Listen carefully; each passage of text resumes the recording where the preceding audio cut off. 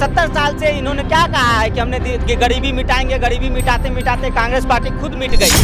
सबसे पहले तो जो महिला के साथ रेप करता है उसकी लुल्ली काटनी चाहिए। मैं तो कह रहा हूँ रेप तो छोड़ो, अगर कोई हाथ भी डालने की कोशिश करता है या कमेंट भी करता है तो उसके हाथ काट दो, तब समझ में आएगा कि महिलाओं के साथ गलत करने के बाद होता क्या है। जिसको समाजवादी पार्टी बोलते थे, लेकिन आज वो बलात्कारी पार्टी है। पहले एक आतंकवाद पार्टी थी वो। आज कांग्रेस पार्टी कहती है कि लोकतंत्र खतरे में है, संविधान खतरे में है। लोकतंत्र का तो घड़ा उसी दिन वोट दिया गया था जिस दिन देश में इमरजेंसी आपातकाल लाया गया था।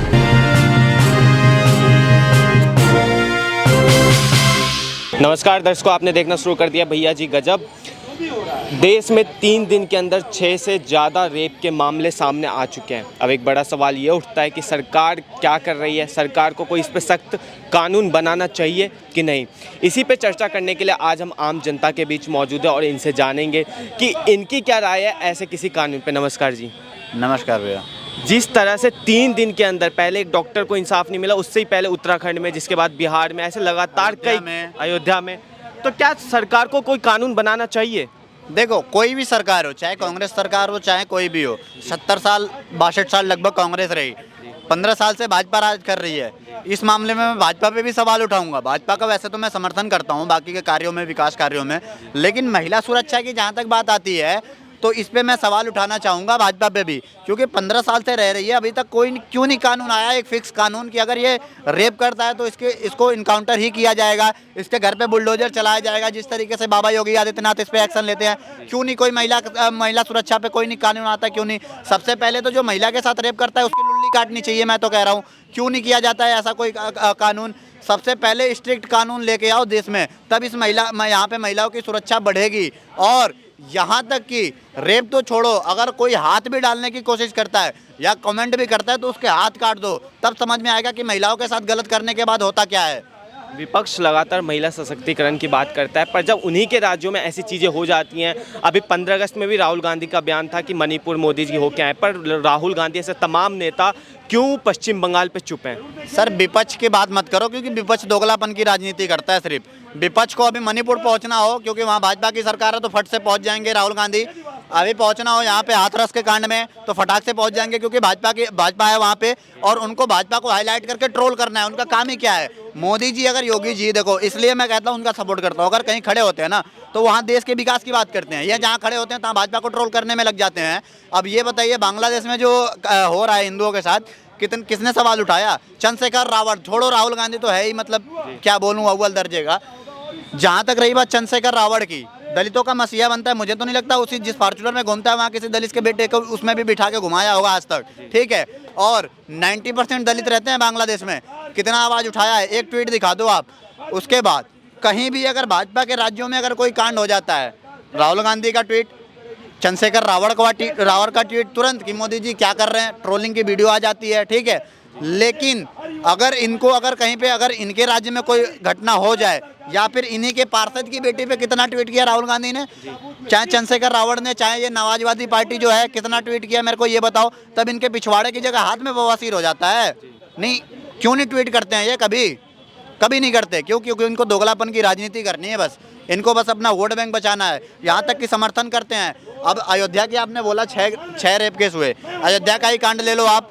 अखिलेश यादव, ठीक है, अखिलेश यादव वैसे अगर कोई हिंदू की घटना कर दे, अगर कोई हिंदू, तो वहाँ पे नहीं मांगते कि ये प्रूफ दो, वो प्रूफ दो। आज यहाँ पे एक जिहादी उनके पार्टी से जुड़ा हुआ अगर निकल जाता तो बोलते हैं कि डीएनए टेस्ट कराओ। तो अनुराग ठाकुर ने सवाल पूछा था जब राहुल गांधी से कि जातिगत जनगणना में आप अपनी जाति बताइए पहले, तो क्यों नहीं इनका वो हुआ? क्यों नहीं इन्होंने बोला कि राहुल गांधी से कि आप अपना डीएनए लेके आओ, आप फिरोज खान के पोते हो कि नहीं हो, पहले ये साबित करो। जब समाजवादी पार्टी के ही नेता नवाब सिंह यादव एक लड़की के साथ रेप केस में पकड़े जाते हैं, तो समाजवादी पार्टी का तुरंत एक क्लीन चिट जारी हो जाता है कि हमारी पार्टी से ताल्लुकात नहीं रखते। मीडिया और पब्लिक हमारी पार्टी की एक छवि बदनाम कर रही है। इस पे क्या सोचते हैं आप? देखिए, समाजवादी पार्टी तो मेरे सामने कहिए मत, वो नमाजवादी पार्टी है। हमने नाम उनका समाजवादी पार्टी रख दिया है, ठीक है।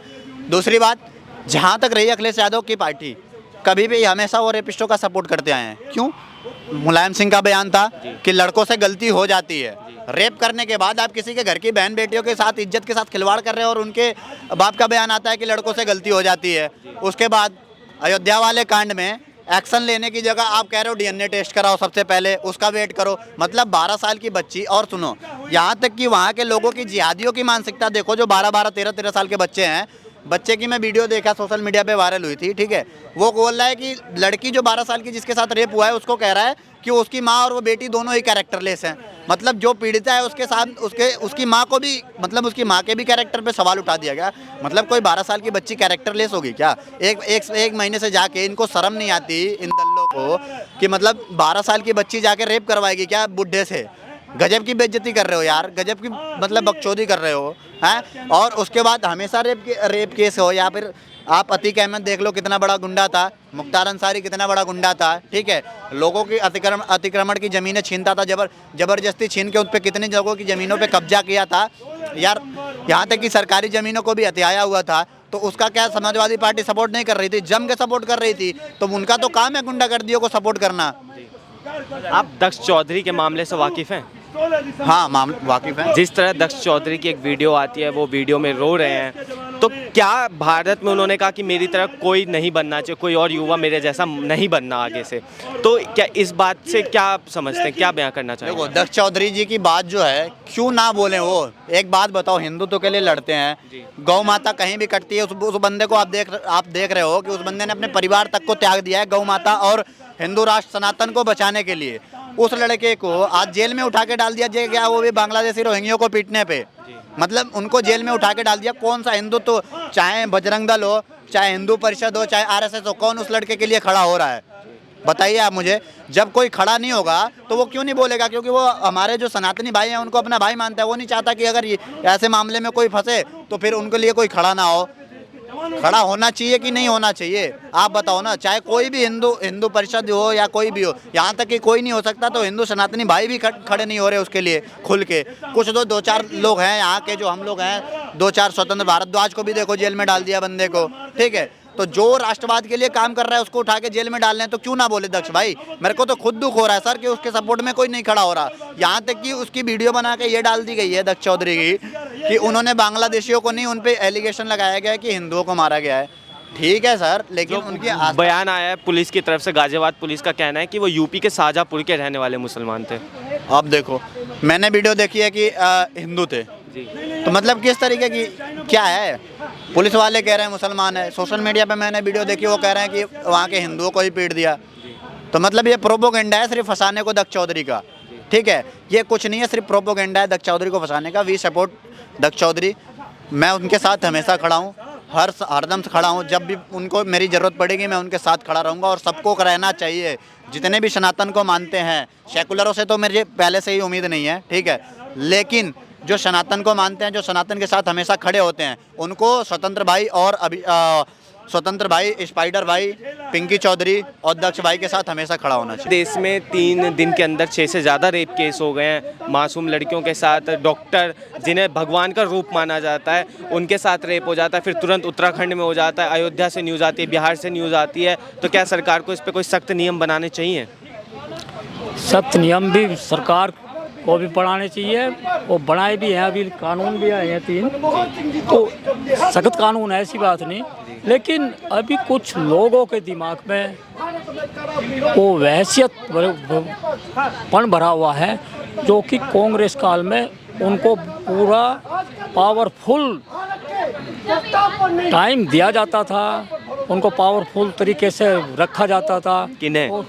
बात तो सुन लो, जो इन चीज़ों को अंजाम दे रहे हैं अब आज, इस तरीके के लोगों को, जो कि अपराध को बढ़ावा देते हैं, अपराध करने में भी और अपराध का सहयोग देने में भी जो लोग सहयोग देते हैं। तो मेरा कहने का मतलब ये है कि उन लोगों को अभी डर नहीं है उस चीज़ का।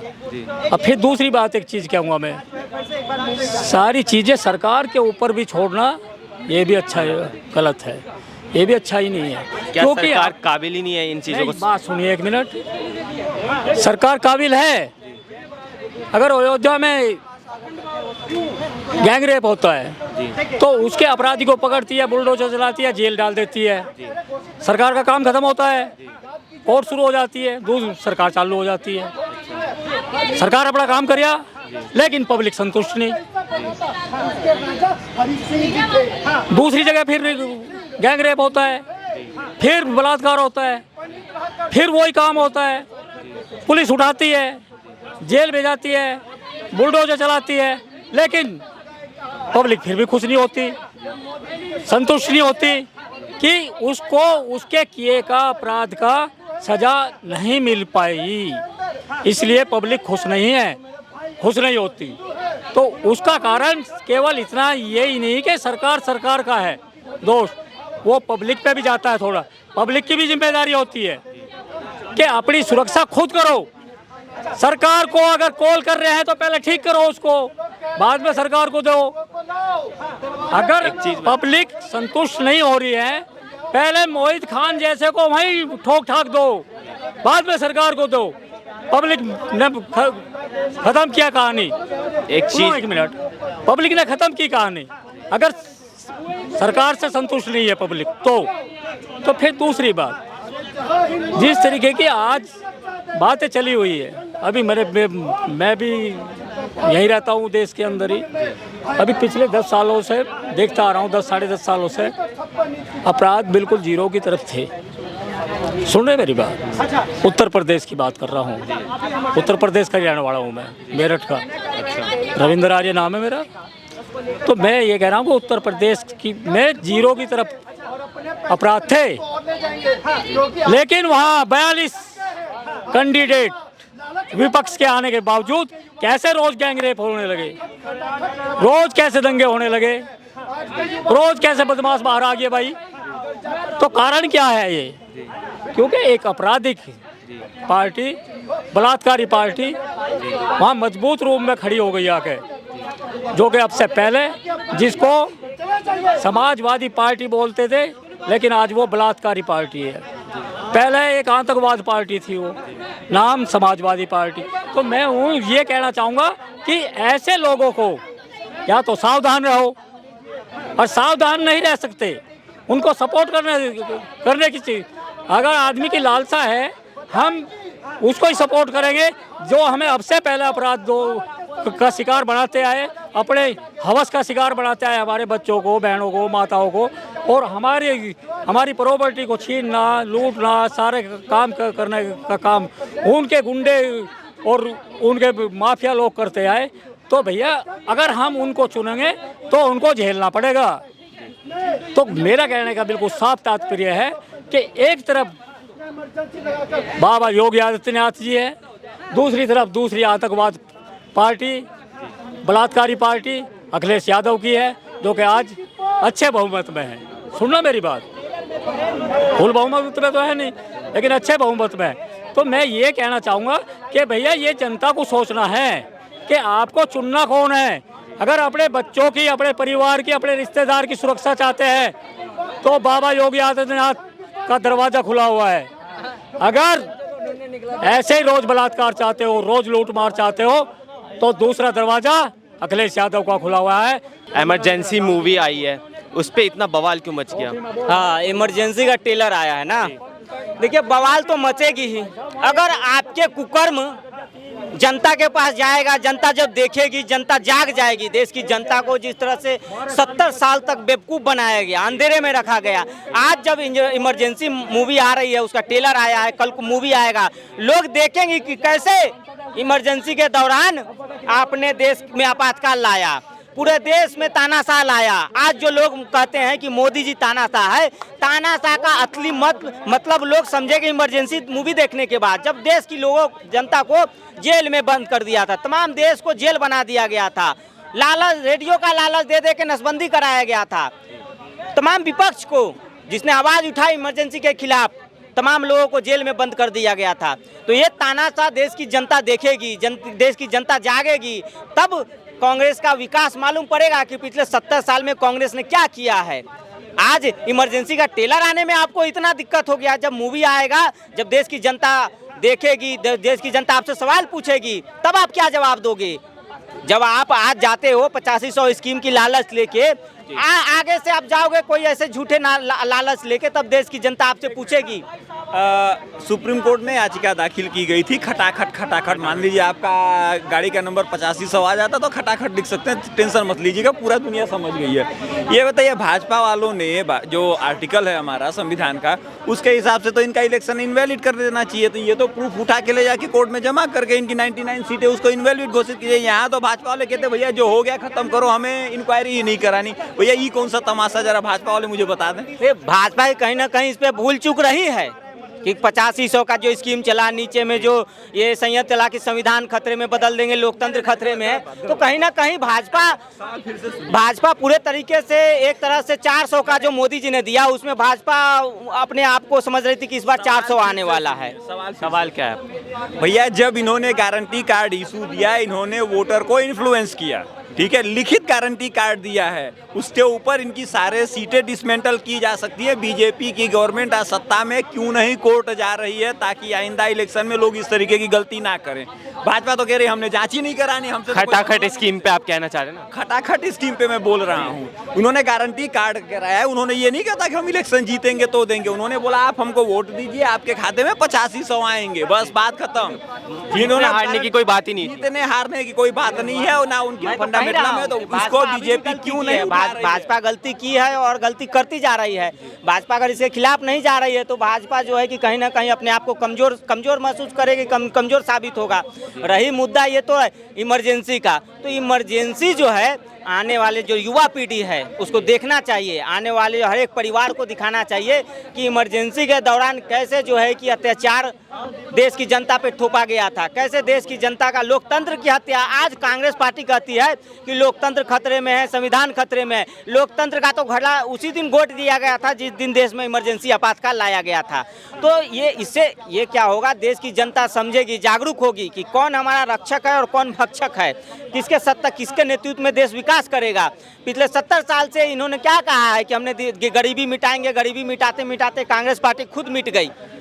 तो कांग्रेस पार्टी जो है कि झूठ के पुलिंदा बांधने में सबसे नंबर 1 है। कांग्रेस से आप जितना झूठ बुलवा लीजिए, जमीनी स्तर पे उनका काम का जो है कि ब्यौरा मांगिए, काम एक भी नहीं दिखेगा। ये बताइए झूठ बोलना गुनाह है कि झूठ को जस्टिफाई करना गुनाह है? देखिए झूठ बोलना भी गुनाह है और झूठ के खिलाफ आप अगर आवाज नहीं उठा रहे हैं तो वो भी गुनाह है। झूठ के खिलाफ आवाज उठाने की जिम्मेदारी किसकी बनती है? जो सरकार में है उसकी बनती है कि नहीं बनती है? सत्ता पक्ष की। बिल्कुल। तो सत्ता पक्ष क्यों नहीं कर रही है इस बारे में कि आप इस तरीके से वोटर को इन्फ्लुएंस नहीं कर सकते, आपकी सीटें डिसमेंटल की जाएंगी। उसके खिलाफ भी भाजपा वाले वकील खड़ा कर दे रहे हैं, भैया रहने दो, काहे भैया तमाशा कर रहे हो तुम। देखिए भाजपा की कुछ ऐसी रणनीति है जो भाजपा को कहीं ना कहीं खोखला और नुकसान कर रही है। जैसे वॉशिंग मशीन वाला सिस्टम हो गया कि वॉशिंग लगा दिए दूसरे मशीन, मतलब इससे क्या कहना चाह रहे हैं? वॉशिंग मशीन मतलब दूसरे दल के नेता आ रहे हैं, उसको आप पार्टी में तवज्जो दे रहे हैं। कल का नेता आया, उसको टिकट आज मिल जा रहा है। तो कहीं ना कहीं जो इस लोकसभा में मैं सही बता रहा हूँ, कार्यकर्ताओं में बहुत मायूसी थी, कार्यकर्ताओं में बहुत मायूसी थी।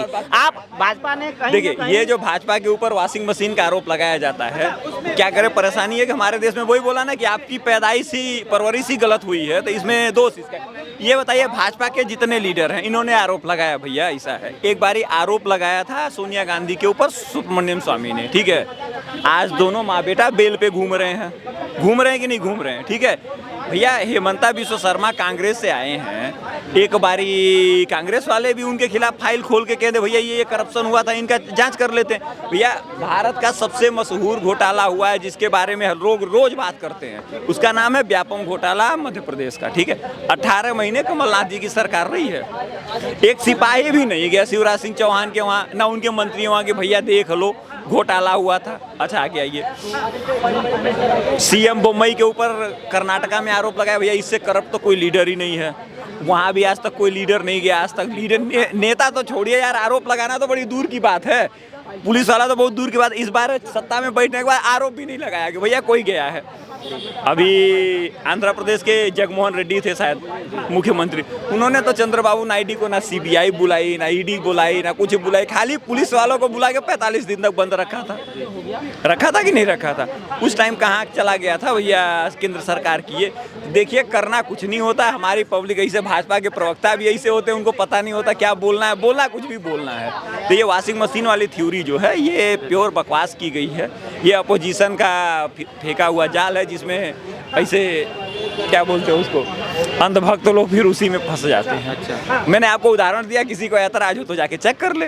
भैया मेरी स्टेट पे सरकार है, मैं जिसको चाहूँ अरेस्ट करूँ, मैं तो बोलूँगा ये करप्ट है, मैं इनको जेल में डालूंगा। लेकिन यहाँ तो जिन लोगों ने आरोप लगाया उन लोगों ने तो कभी आरोप ही नहीं लगाया। ठीक है, तो ये ऐसे ही मजाक चलता है। तो जैसा कि इन्होंने बताया कि जिस तरह से जो सत्ता पक्ष है वो इस पे आरोप लगाए और उसको जेल में डाले, तो क्या अरविंद केजरीवाल पे भी ऐसे ही आरोप लगा के उन्हें जेल में डाला गया है?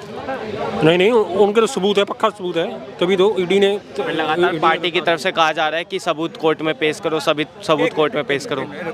अरविंद केजरीवाल खुद ही पेश कर देना कि भैया तुम जो आरोप लगा रहे हो सब झूठ है, ये सबूत है, ये लिखकर स्कैम है, ये इसकी थ्योरी थी, ये इस तरीके से हमने किया, ये कोर्ट में सबमिट कर दीजिए। ऐसे ही ईडी है, आप सुप्रीम कोर्ट आपका केस जस्टिस कर देगा। भैया मैं चोर हूँ, ठीक है, ये आप आरोप लगा रहे हैं, अगर मैं चोर नहीं हूँ तो मैं खुद ही प्रूफ कर दूँ ना कि यार मैं तो तुम्हारे घर गया ही नहीं था, बात खत्म हो जाएगी। लेकिन मैं भी तो नहीं कर रहा हूँ, इसका मतलब मैं खुद चोर हूँ ना, तभी ना प्रूफ नहीं दे पा रहा हूँ। अगर मैं चोर नहीं होता तो आपके घर में नहीं गया होता तो मैं बोल देता भैया मैं तो 10 बजे सीपी में खड़ा था, शाम के 6 बजे, ये गलत बात कर रहे हैं, मैं तो खुद आरोपी नहीं साबित होऊंगा।